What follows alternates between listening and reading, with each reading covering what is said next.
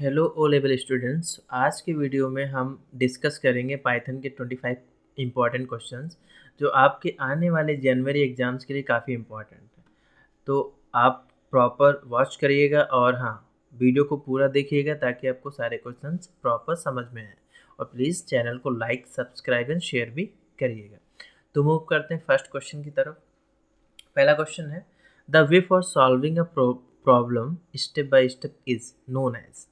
यानी प्रॉब्लम को step by step solve करने का जो प्रोसीजर होता है उसको क्या बोलते हैं? उसको हम लोग बोलते हैं एल्गोरिदम। तो आपका राइट आंसर हो जाएगा C. Second question, which one is the type of algorithm. Algorithm का टाइप कौन सा है? तो इसमें से देखो, फ्लोचार्ट, स्यूडो एंड कनेक्टर, ये एल्गोरिदम के टाइप नहीं होते हैं। तो यहाँ पे क्या है? ग्रीडी। तो आपका राइट आंसर हो जाएगा सी।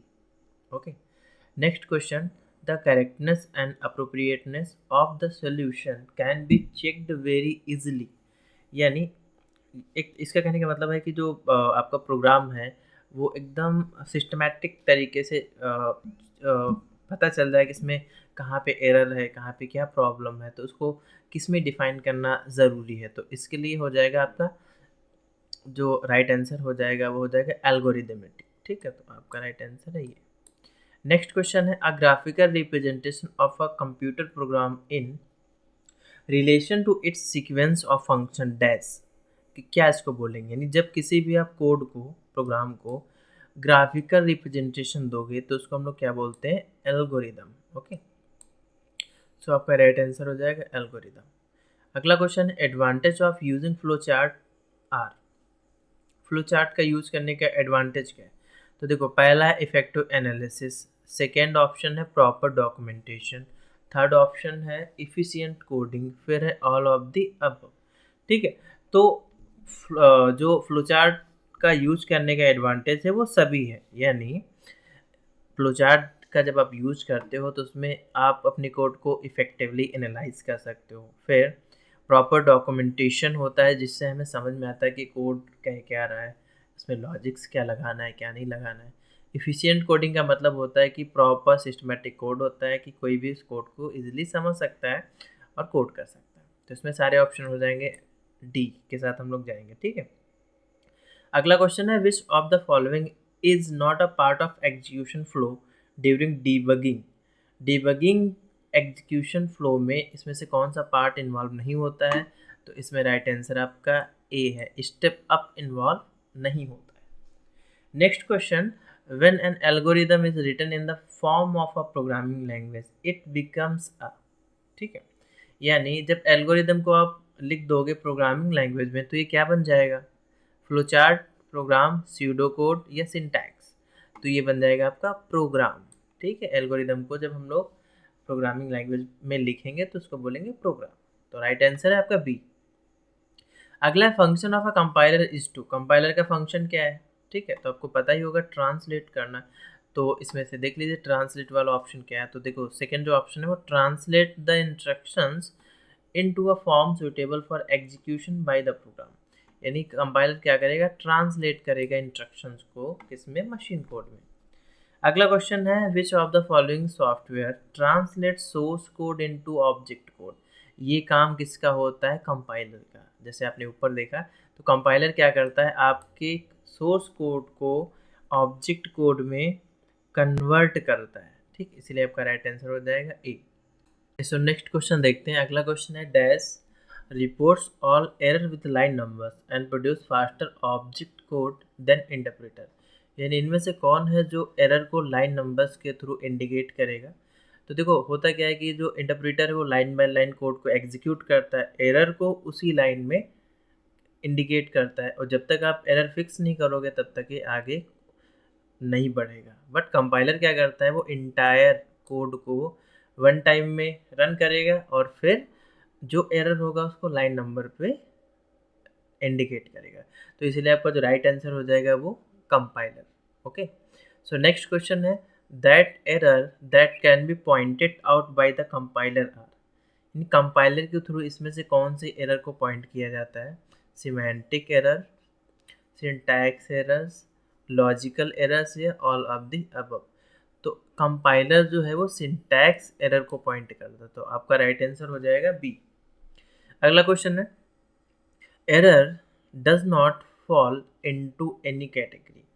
ठीक है, एरर किसी भी कैटेगरी में नहीं आती है क्या? तो एरर जो है वो सिंटैक्स एरर की कैटेगरी में आती है, इसी आपका ये जो राइट आंसर होगा ए हो जाएगा। ओके, अगला क्वेश्चन है, which type of error generates when the argument has invalid values specified. ठीक है, तो आप देखो, अगर आप आर्गुमेंट में इनवैलिड वैल्यूज को पास करोगे तो अ, आपका जो एरर जनरेट होगा वो होगा वैल्यू एरर। ठीक है, तो आपका राइट आंसर हो जाएगा ए। समझ गए? तो जब भी आप आर्गुमेंट पास करोगे, अगर आप इनवैलिड वैल्यूज को पास करोगे तो आपका एरर आएगा वैल्यू एरर। तो हम लोग ए के साथ जाएंगे। अगला क्वेश्चन है, the meaning of bug is, bug क्या है? बग एक एरर होता है ना।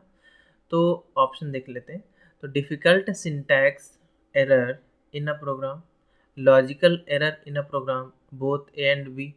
ठीक है, या असेंबलर या नन। तो देखो होता है क्या, जो बग है वो क्या होता है, एक एरर होता है। समझिएगा, तो बग को हम लोग बोलते हैं जब भी आपके प्रोग्राम में कोई लॉजिकल एरर आती है तो उसको हम लोग बग बोलते हैं। तो आपका राइट आंसर हो जाएगा बी। ओके, बट यहाँ पे बग है क्या, एक एरर है। बट जब इसको हम लोग सॉल्व करते हैं ना, इसको फिक्स करते हैं, तो उस प्रोसेस को बोलते हैं डीबग। ये पता होना चाहिए। और जो सॉल्व करता है उसको हम लोग बोलते हैं डीबगर। ओके, यानी वो पर्सन जो सॉल्व करेगा उसको डीबगर बोलते हैं। तो आपका राइट आंसर क्या है, बी। नेक्स्ट क्वेश्चन है, identify the correct sequence of steps to run the program. इन प्रोग्राम को रन करने का जो सही स्टेप है वो क्या है? तो देखो, सबसे पहले हम लोग क्या करते हैं, कोड करेंगे, फिर उसको कंपाइल किया जाता है, फिर लिंक किया जाएगा, उसके बाद लोड होगा, फिर एग्जीक्यूट होगा। ठीक है, तो ये एक राइट सीक्वेंस होता है, करेक्ट सीक्वेंस होता है। तो आपका जो राइट आंसर हो जाएगा वो सी, जिसमें कोड है, फिर कंपाइल, देन लिंक, लोड और एग्जीक्यूट। ओके, अगला क्वेश्चन है, what will be the output of the following pseudo code. देखो यहाँ पे एक स्यूडो कोड दिया गया है, इसका आउटपुट क्या होगा? तो चलो इसको सॉल्व करके देखते हैं। यहाँ पे दो वेरिएबल्स हैं ए एंड बी। ए में 9 स्टोर है, बी में हम कितना स्टोर कर रहे हैं, 5। ठीक है, अब यहाँ पे लॉजिक क्या है, यहाँ पे ए मॉडुलस बाई ए माइनस 3 हो रहा है। तो समझिएगा, ए मतलब कितना, 9, ए 9 है, और ये मॉडुलस हो रहा है किससे, ए माइनस 3 से। तो ए माइनस 3 का मतलब हो गया 9 माइनस 3। तो देखो नेक्स्ट लाइन पे क्या बचेगा, तो 9 मॉडुलस बाई 6। अब देखो, जब आप 6 से 9 को क्या करोगे, भाग दोगे, तो क्या होगा, यहाँ पे देखो डिवाइड करने पे, तो 6 × 1 = 6, वन टाइम में जाएगा, बचेगा कितना, रिमाइंडर 3। ठीक है, तो ये तो हमारा सॉल्व हो गया, रिमाइंडर इसमें कितना आया, 3। तो ए में कितना स्टोर हो गया, 3। देखो उसके बाद बी में क्या करना है, सेम प्रोसेस देख लेते हैं। बी में कितना है, 5, 5 मॉडुलस बाई, और बी में कितना है अपना 5, तो 5 माइनस 3। ओके, तो इसको सॉल्व करते हैं, तो यहाँ पे बचेगा 5 मॉडुलस बाई 5 में से 3 माइनस करोगे तो 2 बचेगा। अब 2 से जब आप 5 को डिवाइड करोगे, यानी तो 2 2 ज़ा 4, 2 टाइम में कटेगा, रिमाइंडर कितना बचेगा, 1। तो बी में कितना स्टोर होगा, यानी बी इज इक्वल टू कितना आया, 1। ए इज इक्वल टू कितना आया, 3। तो जब आप ए प्लस बी करोगे तो क्या होगा, राइट आंसर आएगा आपको 4। तो हम लोग जाएंगे ए के साथ। Okay, next question, a computer programme that manage and control a computer activity. इसमें से कौन सा जो राइट आंसर है, जो कंप्यूटर की एक्टिविटी को कंट्रोल और मैनेज करेगा? तो आपने देखा होगा, इंटरप्रेटर का काम होता है क्या, ये मशीन जो आपका ट्रांसलेशन करना, तो ये तो नहीं होगा। मॉडेम भी आपका नहीं होगा। कंपाइलर का भी काम होता है ट्रांसलेशन। ऑपरेटिंग सिस्टम यहाँ पे राइट आंसर हो जाएगा, क्योंकि ये क्या करता है, कंप्यूटर की जो भी एक्टिविटीज़ होती है उसको कंट्रोल मैनेज करता है। Okay, so next question, the process of finding errors in code is called. ठीक है, यानी कोड में एरर्स को फाइंड करने का जो प्रोसेस होता है उसको हम लोग क्या बोलते हैं? तो उसको बेसिकली बोला जाता है डीबगिंग। बट यहाँ पे आपका राइट आंसर है नहीं डीबगिंग, तो हम लोग डी के साथ जाएंगे। कंपाइलिंग नहीं बोलेंगे, रनिंग भी नहीं होगा, हाई लेवल लैंग्वेज भी नहीं होगा, बोलेंगे डीबगिंग, राइट आंसर होता है डीबगिंग, बट यहाँ पे एग्जिस्ट नहीं कर रहा है, ठीक है। तो आपका हो जाएगा none of the above, debugging, ठीक है। तो याद करिएगा, नेक्स्ट टाइम हो सकता है फंस जाए। अगला क्वेश्चन है what will be the output of the following pseudo code where represents XOR operation. अब देखो, अब एक्सॉर अगर आपने पढ़ा होगा, बिटवाइज ऑपरेटर होता है। एक्सॉर में क्या होता है, टेबल होता है। कैसे काम करता है एक्सॉर, काम करता है अगर इसके दोनों बिट्स ट्रू हैं, ठीक है, तो रिजल्ट इसका आता है फॉल्स। अगर इसके दोनों बिट्स फॉल्स होते हैं, यानी जो भी कंडीशंस होंगी जितने बिट्स, तो ये रिजल्ट आएगा फॉल्स। अगर एक बिट इसका ट्रू है एक फॉल्स है, तो इसका रिजल्ट होता है ट्रू। अपोजिट पे ट्रू बन जाता है, ठीक है। तो इसी का यूज करके हम लोग इसको सॉल्व करते हैं। देखो कैसे, बी में कितना है 4 सेट है, ए में 3 सेट है। तो सबसे पहले आप 4 का बाइनरी नंबर निकालो। तो चलो इसको 2 से डिवाइड करते हैं। 2 2 ज़ा 4, रिमाइंडर 0, 2 1 ज़ा 2, रिमाइंडर आया 0। तो 4 का बाइनरी नंबर है 1 0 और 0। ओके, 3 का बाइनरी नंबर निकालते हैं। तो 3 को भी 2 से हम लोग डिवाइड करेंगे। तो 2 1 ज़ा 2 और रिमाइंडर आया 1, ठीक है। उसके बाद हाँ, इसका 3 का जो आपका हो जाएगा 1 1 हो जाएगा। तो इसको इसके नीचे लिखेंगे और आगे 0 से इसको कंप्लीट करेंगे। अब इसको सॉल्व कर लो। सॉल्व करने का जो तरीका है वो टेबल को फॉलो कर लो। अब टेबल में क्या कहता है, देखो 0 मतलब फॉल्स, ट्रू 1 मतलब ट्रू। तो देखो मैंने क्या बोला था, अगर अपोजिट बिट है तो वो ट्रू होगा, यानी फॉल्स ट्रू ट्रू। फिर से अपोजिट बिट मिला, फिर से ये भी ट्रू होगा, फिर से अपोजिट बिट है तो ये भी ट्रू हो जाएगा। तो अब नया बाइनरी नंबर हमारा क्या निकल के आया, 1 1 1 ट्रिपल 1, ठीक है। तो अब इसको वापस से आप डेसिमल में कन्वर्ट करो। कैसे, एक बिट को उठाया, बेस के साथ मल्टीप्लाई करा के पावर 0 कर दिया। दूसरा बिट उठाया, ये हम बता रहे हैं आपको बाइनरी टू डेसिमल कन्वर्जन, उसको भी बेस 2 के साथ हाँ पावर 1 लगा दी। फिर 1 उठाया और 2 की पावर 2 कर दिया। सॉल्व कर लो। जब भी किसी नंबर की पावर 0 होती तो बचेगा 1, और 1 इंटू 1 इज इक्वल टू 1। 2 की पावर 1 है तो यहाँ पे 2 बचेगा। 2 इंटू 1 इज इक्वल टू 2। जब 2 की पावर 2 है तो 2 2 ज़ा 4 होगा। 4 इंटू 1 मतलब 4।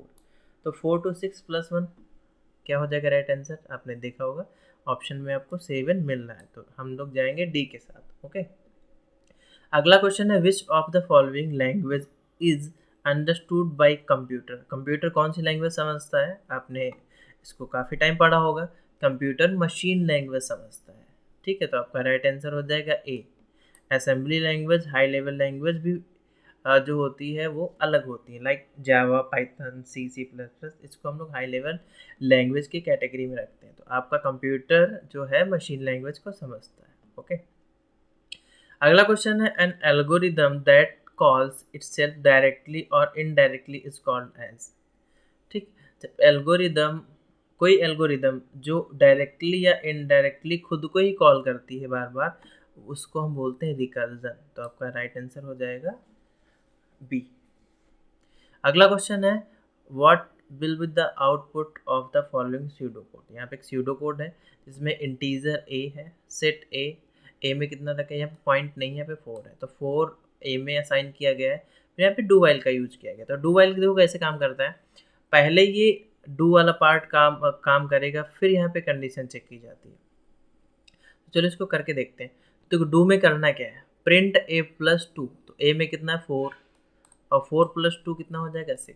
तो चलो पहले प्रिंट हो गया। फिर देखो यहाँ पे क्या हो रहा है, ए माइनस 1 हो रहा है, यानी ए में डिक्रीमेंट हो रहा है। तो ए की वैल्यू कितनी 4, जब 1 आप माइनस कर दोगे तो इसमें कितना बचेगा 3। 3 बचने के बाद कंडीशन चेक करेंगे हम लोग। तो ए नॉट इक्वल टू 0, ए की वैल्यू कितनी है 3, वो 0 के नॉट बराबर नहीं है, तो कंडीशन अभी ट्रू है। फिर से हम कहाँ जाएंगे, प्रिंट के पास। अब देखो अपडेटेड वैल्यू 4 नहीं है, इसके पास क्या बची 3, क्योंकि यहाँ पे 1 माइनस हुआ था ना। तो अपडेटेड वैल्यू 3 है, तो 3 प्लस 2 कितना हो जाएगा 5। फिर से 1 टाइम डिक्रीमेंट हुआ तो यहाँ पे बचेगा 2। फिर से कंडीशन ट्रू मिली, फिर से हम यहाँ पे आएंगे। तो अपडेटेड वैल्यू यहाँ पे क्या है 2, तो 2 प्लस 2 इज इक्वल टू 4। फिर से 1 माइनस हुआ तो यहाँ पे बचा कितना 1। फिर से कंडीशन है ट्रू, फिर से यहाँ जाएंगे 1 प्लस 2 3 हो जाएगा। फिर से यहाँ पे माइनस होगा तो बचेगा 0। अब a not equals to 0, but यहाँ पे 0 है, यहाँ पे भी 0, ये तो इक्वल हो गया, तो कंडीशन हो गई फॉल्स।